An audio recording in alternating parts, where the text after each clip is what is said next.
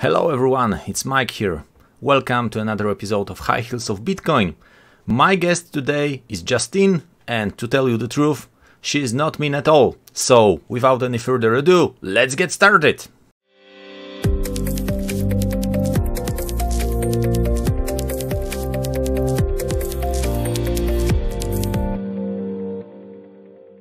Hey Mike, thanks so much for having me on.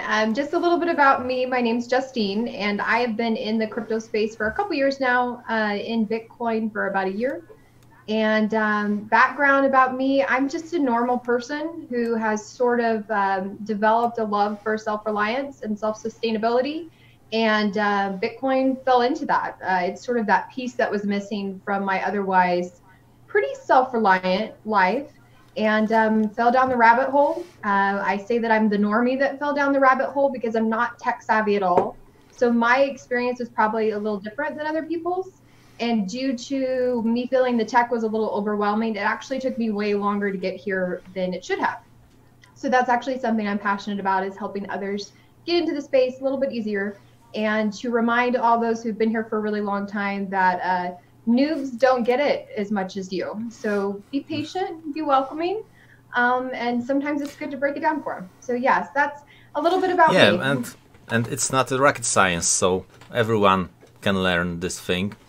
And of course, you can always say, the more you know, the less you know, or something like that, because the more I know, the more I learn.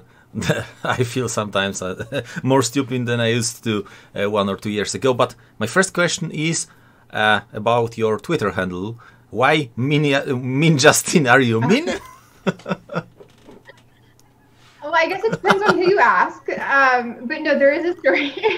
There is a story behind that. So I got into the space in a social alt, and in this project, I started to see a lot of things that I wasn't a fan of. Some marketing that I felt was unfair, not trustworthy. You know, it was fake. It was deceiving, let's say. And I just started mentioning these things and calling out things. It's, you know, you call out things when you see them. And I started being called toxic and mean. And, you know, why are you so mean? Why are you attacking people? And it sort of was a joke. And I was like, fine, yeah, I'm the mean Justine, and changed my Twitter handle to that. And it was meant to be short term. I could never think of anything more creative. And then I just never changed it. So I'm kind of a jackass, but I wouldn't say I'm mean. But yes, it's an inside joke that no one gets. And yeah. So far you don't seem mean to me. So basically they call you mean because you don't want to shield their shitcoins, right? Pretty much, yes. Like, how dare you ask for the truth? Yeah, you're so mean. How can you not like our project? It's so great. Okay. How dare you say the things we're saying are false advertising? Yeah, it was, yes, it just was speaking out when it wasn't really appreciated, and I got the mean title and toxic, and so I ran with it. And yes. All right, so I think I can call myself Mike Mean Satoshi because I always search for the truth. I criticize when I can. Yes, I get called a troll though a lot, just based on my handle. If I say something, people are like, "Well, clearly you're a troll. You're the, you know, you have mean in your handle," and it's whatever. I get that. All right, so now let's talk about your adventure. When did it start? How did it start? Someone introduced you, or maybe you just found out yourself? So my journey into crypto. So a few years ago, I started working towards self-reliance. Had a homestead, was, you know, making my own products. Really, I have this mission to depend on a third party as little as possible. You know, that's the goal. And I heard first about Bitcoin in late 2016. I think it was October-ish. And it made sense from a philosophical level, from a, you know, logical standpoint on everything that I believed. It made sense, you know, to have the ability to have a currency that's not controlled by a central force, not controlled by the government, because that is the root cause of so many issues, in my opinion, was huge. And it made sense to me. But on a technical level, I didn't get it. I didn't get it enough to feel confident to get into it. I didn't understand what made it secure. I didn't understand, you know, keys and wallets and nodes and hash rates. I didn't understand any of it. And my background just, I am not tech savvy, even a little. So I looked it over, said this clearly is not for me, like it's way over my head, and moved on. Later, probably a few months later, I came across an alt called Steam, which was based on blogging. I'm not a blogger, but at the time I had a business where I was making products and doing DIY tutorials to teach other people how to make them, lotions and deodorants and things, just to be more self-reliant. And I heard about it on the Corbett report, James Corbett, and he was just simply saying it's a way to share information in a way that's a little less centralized than you would on Facebook or YouTube, those sorts of things, and figured why not give it a try. And then started to kind of play with it. So I say a lot that Steam was my bridge into Bitcoin. It was the way that I could experiment and understand the crypto world in a way that was not scary. I started learning about wallets and transfers and keys and, you know, what this all meant and the underlying tech. And then realized, holy hell, like this is huge. And so that actually led me back to Bitcoin, because in my opinion, Bitcoin is currency, in my opinion. And then I really enjoy some of the social aspects that different alts offer. Personally, my issue is when it's not clear what is what. But yeah, I mean, for me, it was alts were my bridge into Bitcoin. And that's why I think I'm a little weary to write them all off very quickly, as some are, because I wouldn't own Bitcoin if it wasn't for them. I'm not sure if I ever would have felt confident enough to make my first investment into it. But then on the other hand, I sort of kicked myself because in 2016, if there was something like that that allowed me to understand Bitcoin in that way that was not scary, then I would be here 3 years earlier than I was. So yeah, so that's sort of how I got into the space. I got a little bit more involved in the behind the scenes, developing different platforms or apps on top of the blockchain, and started really pushing more into education, making tutorials, since I had some history in that, in how to do things. You know, how do you make a transfer? How do you use your wallet? And those sorts of aspects. So that sort of led me down this passion for education and teaching other people about cryptocurrency in a way that's easy for them to understand. And now I'm just sort of in the Bitcoin space. I joke when I am at a conference and people ask what I do in this space, and I say nothing. I hodl and I shitpost on Twitter. Like that's all I do. But yeah, I'm just really passionate about the freedom that comes with it, the self-reliance, and the removing the power from the Fed and the centralized government back to the people. And so yes, I'm really passionate about the space, and got here in sort of a weird way, but I'm here.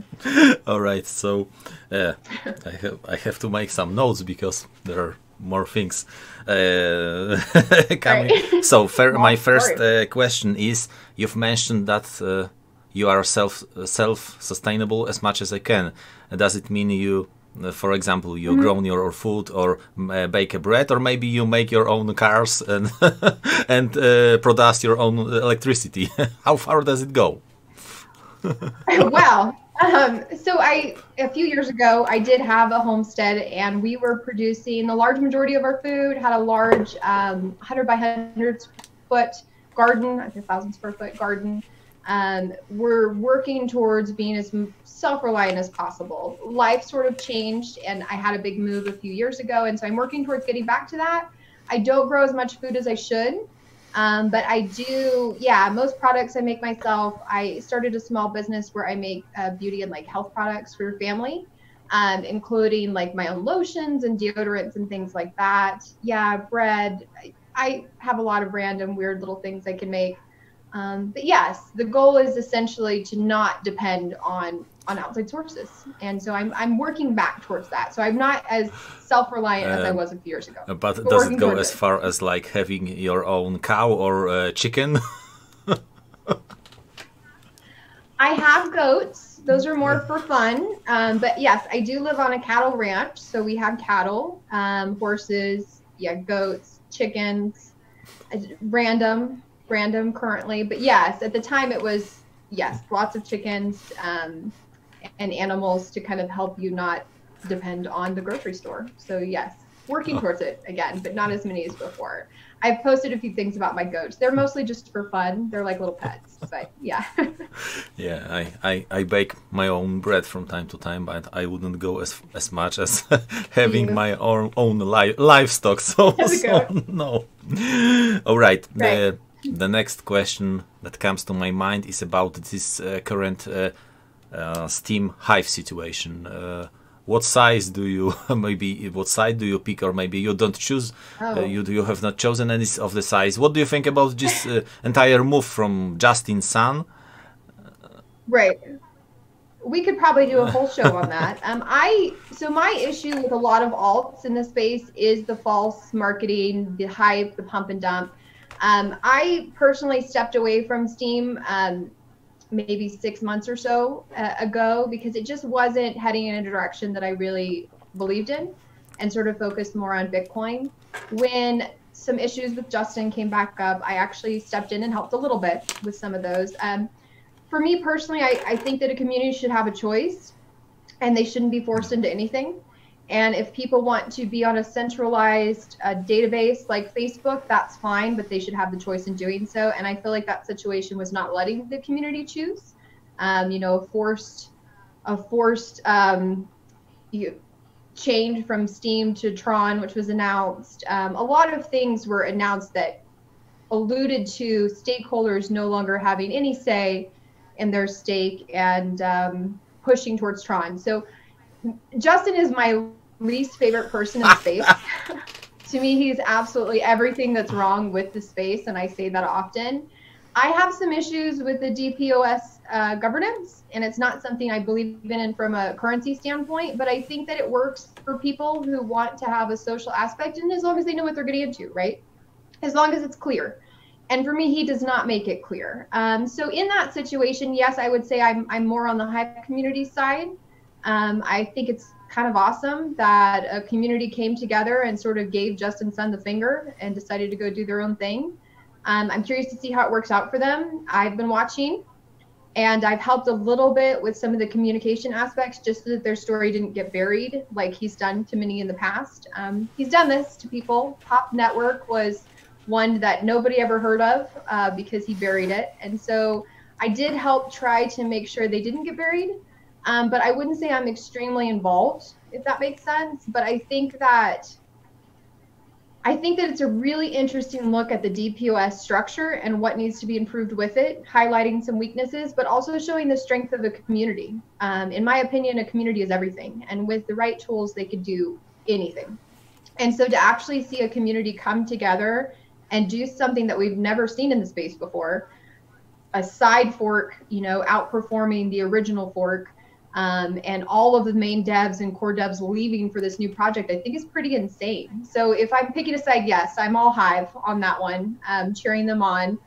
And yes, I'm not a huge fan of Justine's son and his antics in the space. So I think this is just another example of centralization at its best, and what happens when one centralized entity has the power. I completely agree. I am not the fond of the Justine's son myself. I call funny thing is I call him Justine, like it would be her, not Justine. Justine. Yeah. So yeah, he actually calls himself Justine, and I'm not making. I mean, I know it's an accent, and so I'm not making fun of it, but that's something that people kept talking about. Is during some sort of AMA he did, he kept referring to himself as Justine, and they were kind of making fun of me for it. And I was like, well, hey, I mean, I could answer these questions for him if he wants me to.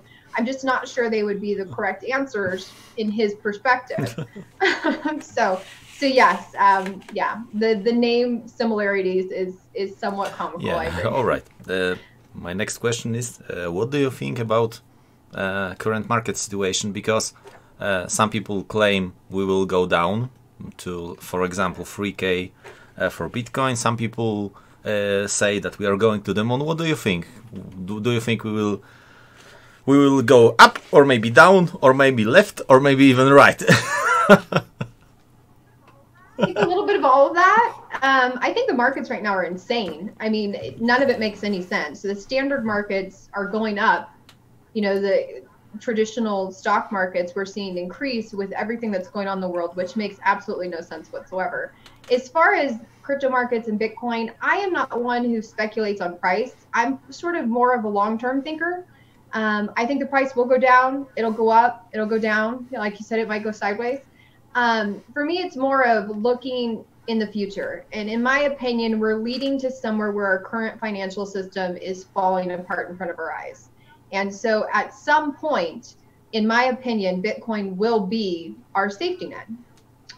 So my investment is more for that future, not for short-term buy and sell. I know that works for people. I'm probably not very intelligent that I don't do that, but I look at long-term. So I don't watch the price. I don't care what the price is currently. I have no idea what it might be in the future, but I think the core value of Bitcoin will become more valuable as we go along. And when we watch these things kind of take place in front of us, when you run the money, when you rule the money, you rule the world. And currently there's so much that is controlled by so few people, and we see the destruction from it. So I think that taking the power from them one side at a time is the only way that you can win. It's a silent revolution. And I don't know what the price will be. I mean, in my opinion, at some point, yes, it will go up. I think we're going to have a long road before then. I think that anyone who thinks that we're going to moon in the next 2 weeks is probably not thinking logically.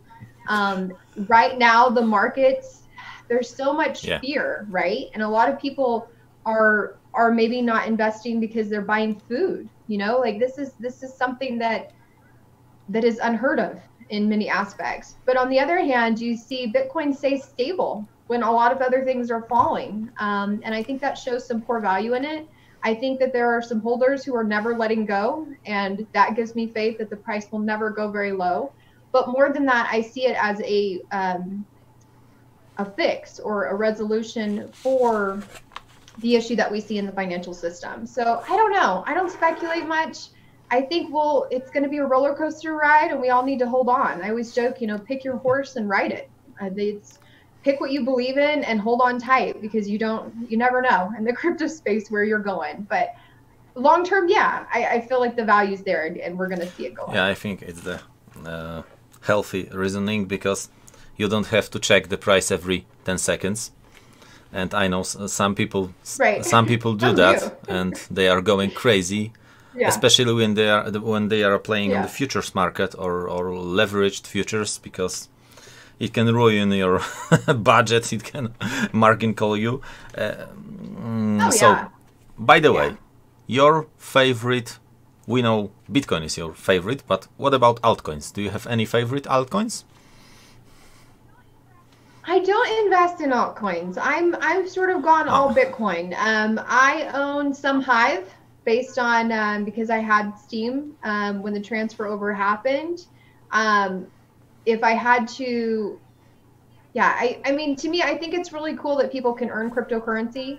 I think that having the ability to have some sort of social platform that rewards content is great. If I were to make my own, it would probably have some sort of lightning tips and different aspects to it that I haven't seen. But I have nothing against people.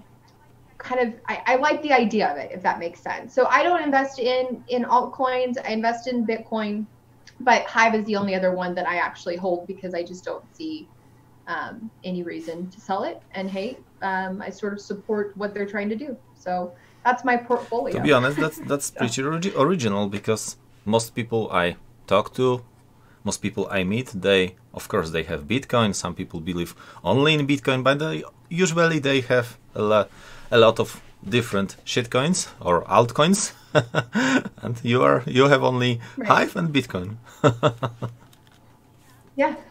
I'm pretty I'm pretty simplistic. And in all honesty, I was selling off my Hive. Selling off my Steam. If Hive wouldn't have happened, then I wouldn't own anything but Bitcoin. So I think there's some. I see some potential in what they're trying to do, and I'm actually pretty open. I sound like I'm bashing them, and I'm really not. I'm supportive of it. I have my own issues with the DPoS governance and some weaknesses that I see, and I think that Bitcoin is the only currency that I personally see a future in. But I'm intrigued by the social aspects that some of the alts offer. probably not enough to walk around and invest in many of them. But I'm intrigued by it. But yeah, I'm solely investing in Bitcoin and stacking in my humble little ways. To be honest, I think the main weakness of many different cryptocurrency projects is that they have like one central person. For example, Ethereum has Vitalik Buterin, Binance has Changpeng Zhao, Tron has Justine Sun, Bitcoin SV has Craig Wright claiming to be Satoshi, and many other different projects have one central person, like Cardano has Charles Hoskinson. I think it's the weakness.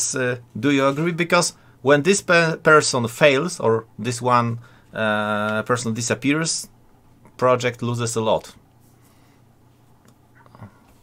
Absolutely. I mean, I think that if a project in the crypto space has a CEO, what's the point? How is that any different than any other platform that's out there? You're not doing anything different. You still have that centralized power. I think that's what I sort of am intrigued by Hive about. There is no CEO. There's no centralized even company like with Steem, there was Steemit, doing anything. It's truly the community. It's just a random group of volunteers who have come together and said, hey, we don't like this. We want to build something better. Let's do it. I think that's pretty powerful. I've actually been really interested in the idea of how many exchanges respond to Hive, though, because exchanges are set up they need a CEO. They need a legal entity. They need all these things, which shows a lot about the space, right? And so Hive is going, well, we don't have one. We don't have a CEO. We aren't a legal entity. We are a decentralized community who decided to build something. That's pretty interesting to me. And I don't think that there's many other projects in the space that can say that. And maybe that's why I'm so intrigued by them. But yeah, I think having a CEO is a huge issue. It's a huge issue because you're so dependent on them, as you said. And also it's clear that it's centralized, which is, in my opinion, what we're trying to get away from. So you're not solving anything. You're just making the same thing with your face on it. And yeah, so I'm not a huge fan of it, and I think there are some serious issues that go along with it. Yeah, I completely agree. All right, I have to ask about the main topic because, to be honest, I am sick and tired of this corona thing. But I have to ask you: do you self-quarantine? Do you avoid people? What do you think about this whole situation? Because it's pretty new. I don't think we have. Pretty new, and intense. So for me personally, I run a small business with my family, and we're considered essential. So I'm still working pretty much every day. So I'm not self-quarantining in that regard. I am practicing safe measures, and that's not really from fear. It's just from normal practice. If somebody has the flu in my town, I'm not going to go hang out with them. If there's a bad sickness happening around, I'm going to be careful and wash my hands and practice safe habits. When I go to the grocery store, I'm already wiping things down. So to me, it's pretty common that these were already things that you consider when you're trying to be healthy. I think you're just I'm practicing them a little bit more intensely. I'm doing a lot of shopping through like online rather than going to the grocery store. I just took a couple of weeks when it first started to stock up on some things to prevent any trips that weren't needed.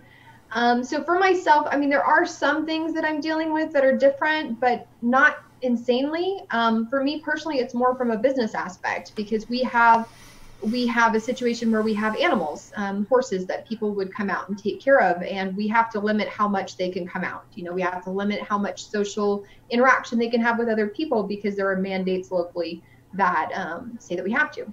So from a business standpoint, it's been a little bit interesting and scary. From a personal standpoint, I'm not stuck in my house. I'm very lucky to live on acreage. So even if I was, my self-quarantine looks a lot different than other people's. I think it's something that is occurring. I guess my overall opinion on the matter is it's something that's occurring. It's something that we need to be careful of, right? We need to be aware of and practicing safe habits. But I also am having a real hard time with the overstepping and overreaching and the completely throwing out of our liberties and the Constitution. Like that's something I'm having a really hard time with. And I rant on Twitter about often. But so from those aspects, I think it's a dangerous combination. I think people respond to fear in a very bad way. And I'm concerned about what this will look like when it's all done. But as far as the actual disease, the virus, I think that any intelligent person, when they have some sort of threat that's invisible or not, you should be protecting yourself.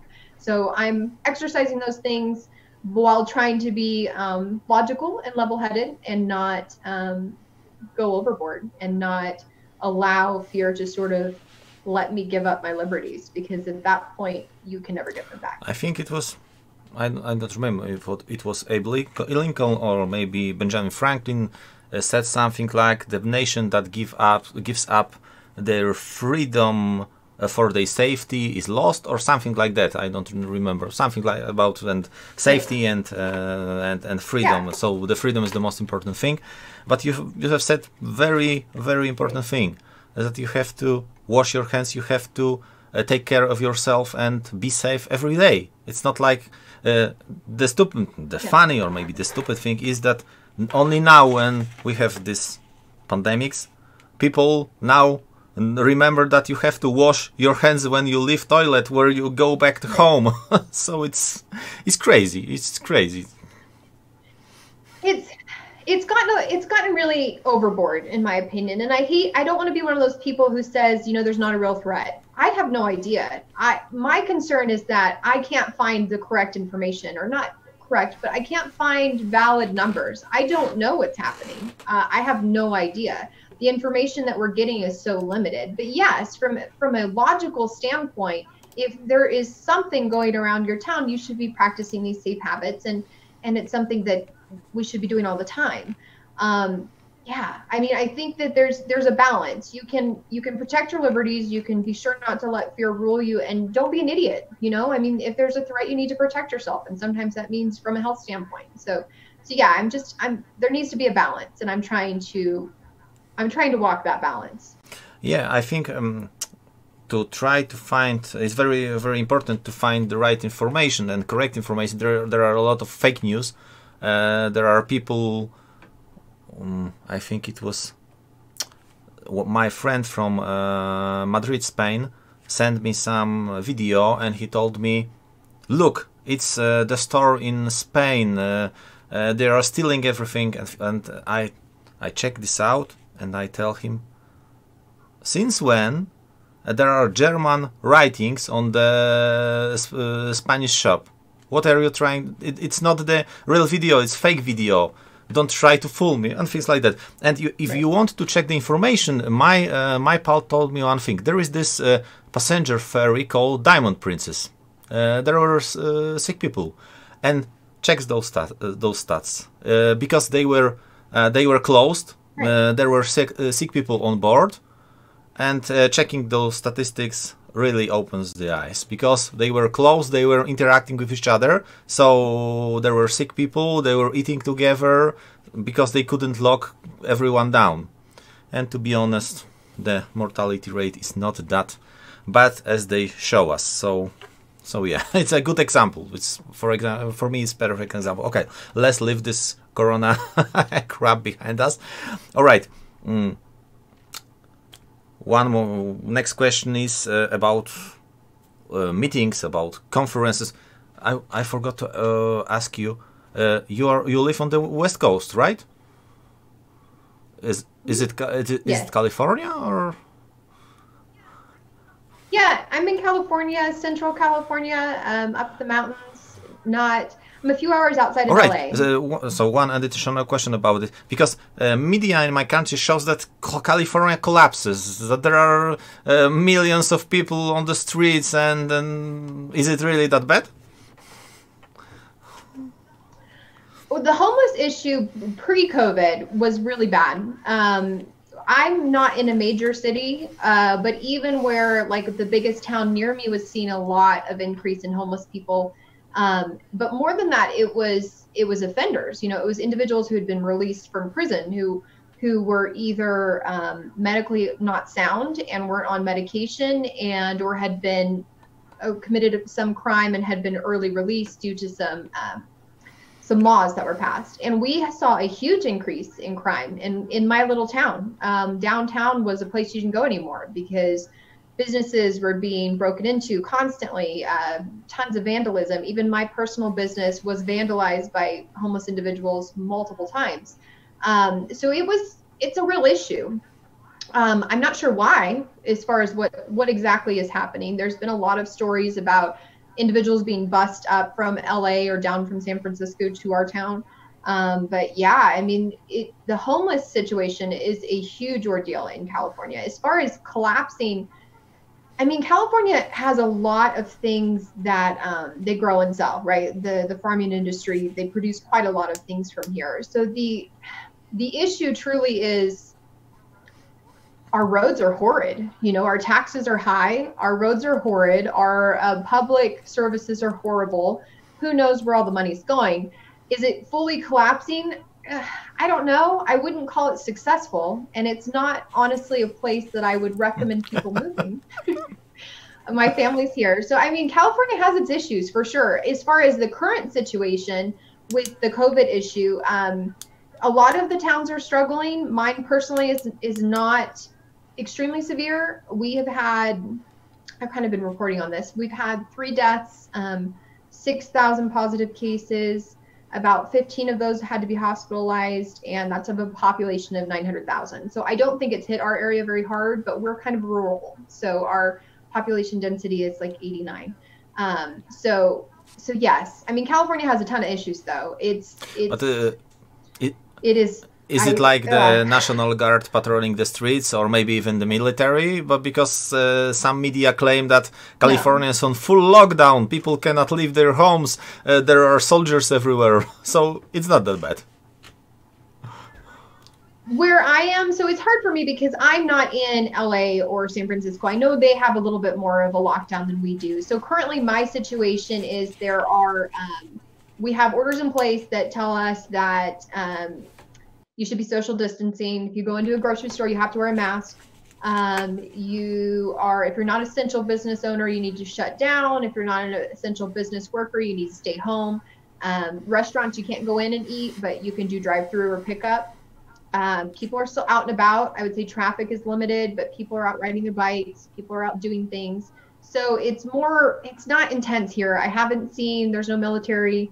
We've had an increase of patrols through the area that I'm in, but then on the other hand, they're not even responding to half of the crimes that are reported. But I am told that they are responding to social distancing complaints and giving out citations, which is something that I actually witnessed this yesterday. So there's issues, but I haven't seen National Guard, no military in the streets. But I'm not in LA or San Francisco. I haven't heard reports of that there either. But yeah, I mean, it's cutting down on things, it's tightening down on things, but I wouldn't say that we personally, in my personal area, that we're in full martial law or anything. All right. Now let's talk about more more pleasant things like crypto conference, crypto meetups. Do you participate? Well, did you rather? Because now everything is cancelled. So did you? Everything. Yeah. So did. Yeah, I love crypto meetups. I think that there's something about crypto people, right? Because we all have this underlining agreement on something, even if it's absolutely nothing but the fact that we want real money, right? And we want less centralized entities. So I love meeting Bitcoin people and crypto people in the space. I've been to quite a few conferences. When I was on Steam, I did a few over in Poland, actually. And went to Serbia and met some crypto people. Let's see, Austin. I've been to San Francisco for some Bitcoin conferences, LA. I was going to do Bitcoin 2020, and that got canceled, sadly. The last one I went to was the unconfiscatable one by Tonebase over in Vegas, which was really great. So I'm a big fan of conferences and go whenever I can. So you've mentioned Poland. So you were in Poland. I assume you were on the same conference Leah told me about. So it's called Steamfest, right? So it was. I think it. I think it was in Krakow, 2017, or yes, I think so. I started my adventure in late 2017, so I wasn't there, so I didn't know. In 2017, I didn't even know what the Steam was. So, no. All right. Yeah, no, and it may have been 2018. I'm trying to remember. It may have been winter of 2018, but it's more of like an internal conference. So Steam Fest is more for the community, like a meetup type situation. And it's not really advertised outwards, but it was super fun. I mean, I got to meet some amazing people. Poland's beautiful.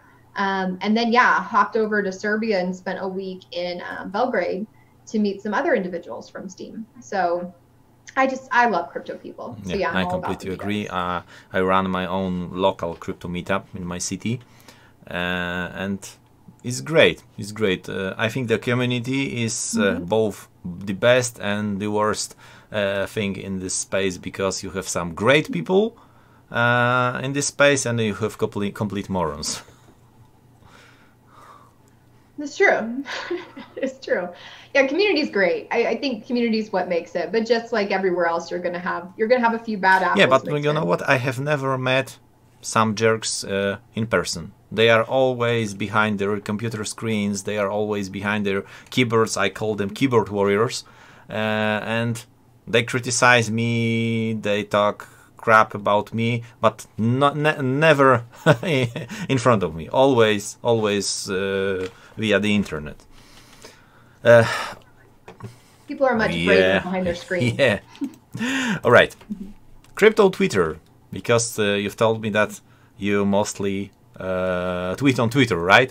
So what do you think about it? Yeah. Because I think it becomes one of the best social media platforms from crypto people.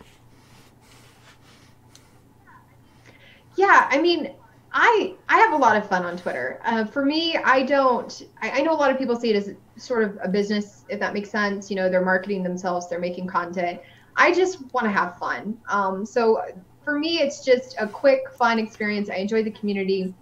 I think that there's a ton of information there. I've learned a lot. I've met amazing people that have helped me on my journey. Because there were still a lot of things, and I'm still falling down the rabbit hole, but there were a lot of things I was really curious about. And it's hard when you don't have someone that you can just ask, right? And Twitter opened up a huge surplus of individuals that I've become close with that have been in the space for a really long time that I can ask questions to and get their opinions on things. And that's a huge resource. All the shit posting aside, there's so much information and networking that happens there that really can lead you in the best direction possible. As far as platforms, I find it hard because on one hand, we're all on a centralized platform, right? Complaining about centralized platforms and centralized entities. But it's one of those things when you choose where your audience is, right? And you choose which platform works for you. And as long as you know, you're playing by Twitter rules here, right? You can complain about it, but at the end of the day, you signed up for it and that's what you're playing by. I would like for there to be an alternative that has the same audience, but I think that's hard. I mean, we criticize a lot of content creators for still posting on YouTube, right? We criticize them for being on Twitter rather than using these blockchain alternatives. But on the other hand, if your audience isn't there, you know, what's the draw? For me, it's about fun. So I have more fun on Twitter than I do on other platforms. And so until that changes, that's where I'll be. But yeah, I mean, I think Twitter is a great platform. I think it offers a lot of things, but yeah, I think deep down inside, I'm going, can't we do this somewhere where it's not so centralized? But overall, yeah, I'm a fan. Yeah, it's a long road ahead of us because those decentralized platforms, they are basically poor cousins of big media giants, because Twitter didn't become Twitter overnight.